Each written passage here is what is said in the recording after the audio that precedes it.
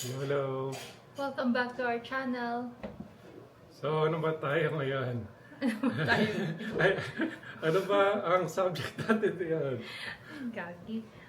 Kasi magwa 1 year na kami dito sa rental namin. Ah. Might as well ipakita namin sa inyo kung ano yung setup namin dito. Yes, medyo overcrowded nga lang kasi syempre may mga bagay na ito halos siguro sabihin natin 80% sa may-ari yung mga furnitures.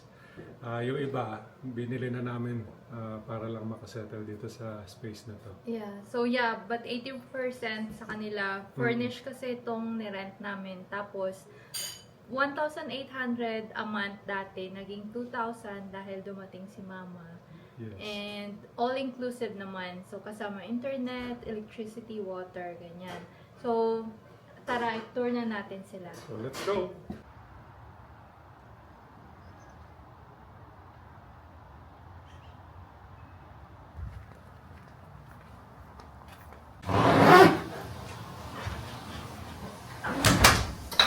So, ito yung entrance dito. Nandyan yung sa sapatos. Yung landlord namin nandyan sa baba. Kaya share na lang. Punta tayo dito sa living room. Pasensya na kung magulo kasi kakadating lang namin galing sa work. Tapos medyo umaraw. Kaya sabi ko, tara, gawin na lang natin. So, ito ang aming living room. Ito yung sa IKEA na binili na lang namin para merong lalagyan ng TV, tapos mga gamit. Then, ito yung wedding namin sa Montreal. Tapos, ito yung sofa na sa landlord naman to. Kasama to sa rental. Bumili na lang kami ng mga throw pillow para maganda siya tingnan. Tapos, itong nakaraan na video natin, ito yung galing sa sister-in-law ko. Hindi na niya gamit pero sobrang ganda pa din. Kaya sabi namin, kunin na lang just in case lumipat kami. Meron na kaming sofa. So yeah, ito yung living room. Kasyang-kasya lang, tamang-tama lang. Tapos, mga halaman. Alam niyo na kung kaninong halaman yan. May plantito, diba? Tapos punta tayo sa kwarto kasi si Alex ang magtutour sa inyo sa kitchen. Ito naman yung kwarto namin. So, ayan. Medyo crowded kasi ang dami naming gamit na walang mapaglagyan masyado. So, side table, bed, then side table naman. Madaming damit dyan dahil mahilig talaga ako sa dress kung summer. And then, ito yung office ko dito. Workstation ko kasi twice a week dito ako nag-work sa bahay. And dahil nga gusto ko komportable naman. Kaya ito, nandito yung laptop. Tapos nilalagay ko lang dyan. Tapos isang monitor. And then, isa lang yung banyo namin dito. Kaya, ang ginawa na lang namin ni Alex, gumawa na lang ako ng station kung saan ako pwedeng mag-ayos ng buhok, mag-ayos ng mukha, tapos yung mga drawers dito, kung ano-anong malalagay. Then ito binigay lang sa akin ng friends namin nung birthday ko, along with this one. Kaya nagwo-work talaga. Okay, so office, vanity, and then ito naman yung aming additional na closet. Madami din. Tapos ito si Rai, nung maliit pa. Well, hindi pa ako nakakabili ng frame. Pero siya yan, ang cute-cute niya. Diba? Tapos, ito yung kami, tapos yung dog namin na si Samsam. Tapos, may loto pa. Binili si Alex, and then yung Speedy Mini. From this side naman, hindi ko na bubuksan ha kasi sobrang gulo talaga.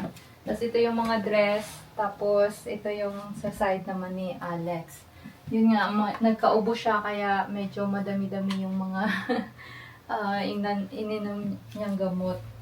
So ito, kasama din to sa landlord namin. So furnish.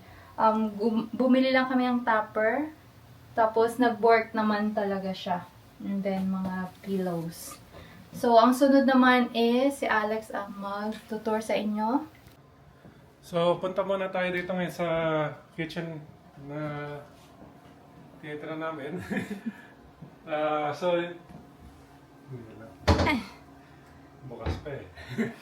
Pero, ito yung itsura niya. So kung hindi nyo nakita yung previous video, nag-content tour din kami dito. Pero wala pang mga gamit. Sa ngayon, ito na ngayon. Medyo marami-rami na nga. Kaya pasensya na lang, medyo magulo. Dahil nga, hindi pa kami officially sa talagang lugar na masasabi namin na may stayan. Kaya medyo kusasan tayo mga gamit. So, ay nga pala, dito. Nakakalimutan pumalit na area na to. Ito yung mga pantry. Ito yung mga junk food namin. Dinadamay mo pa ako. Nadamay talaga ako. Ako talaga tidoro. Pero, simple lang itong lugar na to. Medyo maliit. Pero swak naman sa needs namin. Yung may mga kulang lang talaga na gusto namin sa isang place na masasabi na pwede matiran. Ayan, ito pa, ang dagdag gulo. May nandito yung microwave. Tapos, ito rin, kasama doon sa condition sa pagparenta. Bagong bili ito ng may-ari, sabi niya, maglalagay talaga siya dito para may dagdag lalagyanan kami. Pero kung mapupunan nyo, sobra-sobra na. Oh, ito, anong mga yan? Ito naman, ito yung lalagyan ng bigas.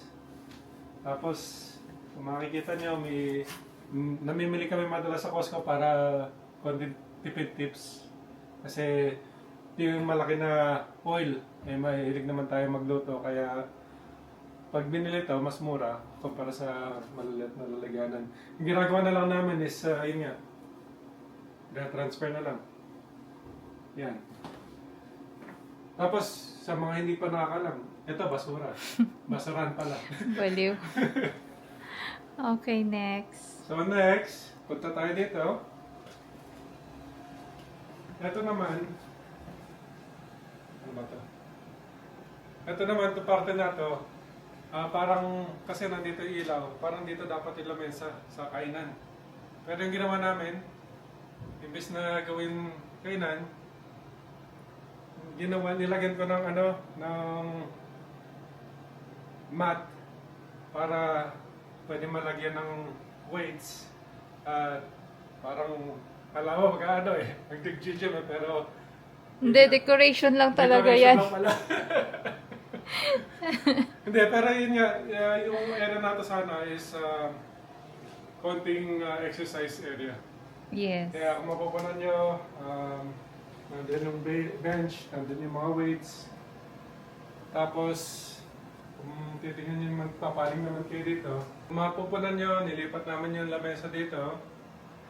Dito yung, kumbaga, yung eating area namin. Kaya lang, mapupunan nyo dito, pasensya na lang.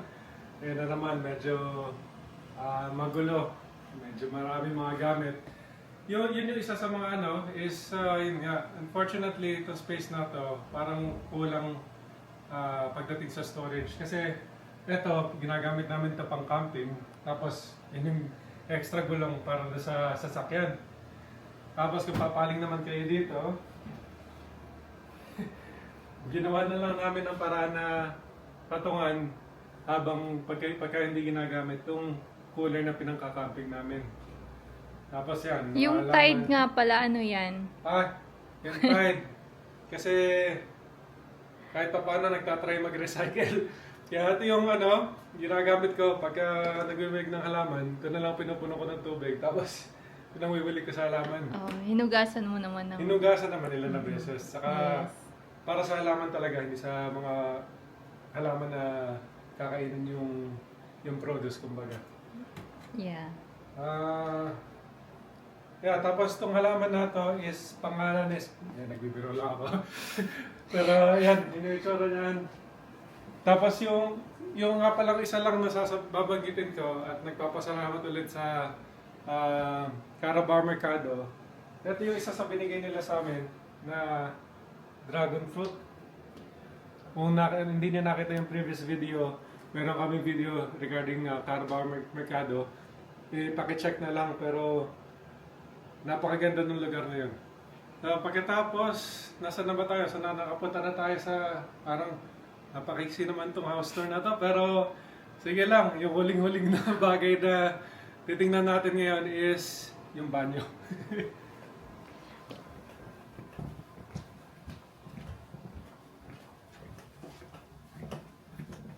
So, kung makikita nyo dito, itong pintuan na to, storage. So, ginawa namin is nilalagyan na ng mga para sa banyo, mga tissue, mga tuwalya. Tapos may hangiran dito, temporary lang, pagkapabilisan lang na natapos yung ano, lagay naman na dito yung mga trabaho naman. Tsaka, speaking of trabaho nga pala, kaya kami medyo naka-formal na damit dahil kasi kagagaling namin sa trabaho habang nire-record tong video na to. Itong pintuan naman na to, hindi natin na-tour kasi nandito si mama ngayon. At isang kwarto to kumbaga. So, hayaan na lang muna natin. So, ito, katabi lang ng kwarto namin kumbaga. Tapos, ito si mama. So, pero, ito yung pinag-aaway namin madalas sa umaga. Yung banyo. Yeah. So, ito yung banyo. Single sink siya. Tapos, isa lang yung toilet bowl. Saka, may bathtub siya. Pinag-aawayan namin kasi isa lang nga yung banyo, same yung schedule namin. Tapos si mama, same din yung schedule ng pagkain niya ng breakfast and paggamit din ng washroom. So, sa isang washroom, 3 tao, sobrang hirap talaga. If you can imagine kung isa sa amin kailangan ng mag-washroom pero may isa sa loob, yun talaga, mahirap. Kaya, ewan ko if we're gonna look for a new place or not. Yun nga yung pinag-uusapan namin is maghahanap ba ng lugar kasi fully furnished yung place na to. Naka 1 year na rin kami dito. Yeah. Napag-usapan din namin sa previous videos na gusto namin humanap ng bahay pero Hindi pa ready. and Yeah. question is nasa tamang panahon din Yes. na mag-enter agad sa housing market. So, we will see. Pero stay tuned lang kayo dahil kasi Madami. maraming nangyayari sa adventure namin dito or pag-resettle dito sa Canada. Yeah. Although Canadian kami, citizen, Mm. nahihirapan kami din. Yes, Hindi yes. kami magsisinungaling, Kaya, nahihirapan din. Hindi kayo nag-iisa kung sakaling na parehas lang yung nadadaanan nyo sa ganitong panahon. Yeah. Challenging talaga, kaya tiyaga lang tayo Mhm. at tibayan lang talaga yung mga pinagdadaanan natin. Kaya as much as possible, syempre stay positive. So, continuous update kami sa inyo. Baka may mga questions kayo or mga suggestions kung ano yung pwedeng magawa sa ganitong tonong market. Magwa 1 year na kami, so pwede na kaming humanap, pwede na kaming lumipat, kumbaga. Yes. Kaya lang nagdadalawang isip pa nga kung maglilipat ba or mag-stay. Oo. Magstay dahil kasi nandito na lahat, furnished, tapos or Or baka may same price lang din na around 2,000. yeah, baka Yung landlord namin full-time nasa baba. Yeah. Lagi kami nagpapaalam pag gagamit kami ng laundry. Mm-mm. Kaya Kaya medyo sa 1 year na nag-stay kami dito, na realize namin yung mga pros and cons, kumbaga. At sa ngayon, inaalam pa kung ano ba talaga yung susunod na steps namin sa journey namin.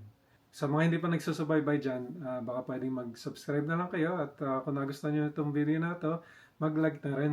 Until next time, bye! bye!